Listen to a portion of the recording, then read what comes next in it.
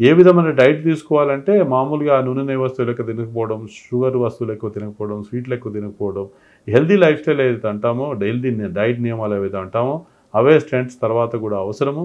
కాకపోతే మంచి విషయం ఏంటంటే స్టెంట్ చేసినంత మాత్రాన రోగికి ఏదో కోల్పోయినట్టు కాదండి. పంపింగ్ నార్మల్గా ఉన్నప్పుడు మనం మొదలే డిటెక్ట్ చేసి స్టెంట్ చేసినట్టయితే, బ్లాకులు తొలగించినట్టయితే రోగి లైఫ్ను అంతా నార్మల్గా వెళ్ళబుచ్చుకోవచ్చు. సో కనుక స్టెంటింగ్ జరగగానే ఏదో కోల్పోయినట్టు ఉండాల్సిన అవసరం లేదు. ఈ మధ్య క్యాట్రాక్ట్ వచ్చినట్టు అన్ఫార్చునేట్లీ యంగ్ వయసులో కూడా ఈ రక్తనాళాల్లో బ్లాక్స్ వస్తున్నాయి. వాటన్నిటికీ తొలగించుకొని స్టెంట్ చేసుకొని మనం ఇందాక చెప్పినట్టుగా లైఫ్ స్టైల్ మోడిఫికేషన్స్ అంటాం, అవన్నీ పాటించుకొని డ్రగ్స్ వేసుకున్నట్టయితే లైఫ్ అంతా మళ్ళీ నార్మల్గా ఉండొచ్చండి. అసలు బ్లాక్స్ రాకుండానే ఏం చేసుకోవాలి అనేది prevention is better than cure అంటాం కదా, అలా మనం నియమాలు తెలుసుకున్నట్టయితే చాలా మంచిది. నేను చెప్పే ఈ పంచసూత్రాలు మీరు పాటించినట్టయితే కనుక మీకు రక్తనాళాల్లో బ్లాక్స్ కొవ్వు పేరుకుపోకుండా, బ్లాక్స్ రాకుండా మీకు మీరు 81% వరకు రిస్క్ తగ్గించుకోవచ్చు అని మనకు అధ్యయనంలో తెలిసింది. అవి ఏమిటంటే హాయిగా నిద్రించండి. రోజుకు 6 నుంచి 8 గంటల వరకు నిద్ర చాలా అవసరం. నిద్రపోయినప్పుడు శరీరంలో వేర్ అండ్ టేర్ తగ్గి శరీరంలో సెల్స్ అన్నీ కూడా రిపేర్ అవుతాయి. దాని తర్వాత లైఫ్ అంటే చలనం, యాక్టివిటీ. మనం రోజుకి కనీసము అరగంట వాకింగ్ చేయడం కానీ, జాగింగ్ చేయడం కానీ చేయండి. అట్లా వారంలో 5 రోజులన్నా చేస్తే మీకు బెనిఫిట్స్ ఉంటాయి. అలా అని వారంలో ఒక రోజు చేసి బెనిఫిట్స్ ఉండాలంటే కాదు. సో ఏదైనా some sort of activity, walking is the best చేయొచ్చు.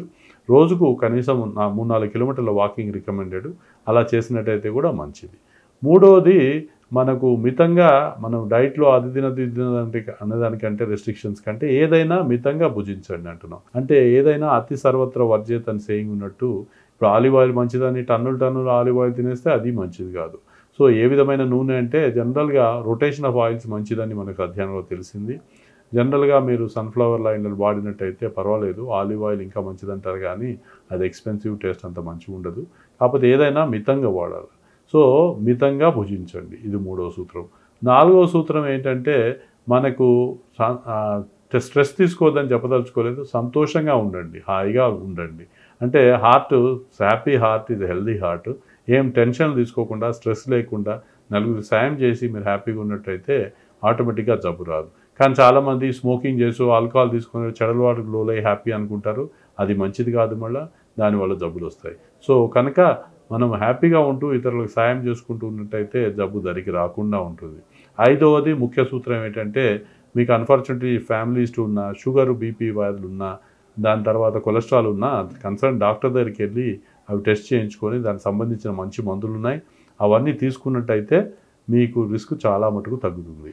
ఈ పంచసూత్రాలను పాటించినట్టయితే మీకు మీరు హార్ట్ అటాక్లు రాకుండా 80% వరకు తగ్గించుకోవచ్చు. హార్ట్లో బ్లాక్సే రావు.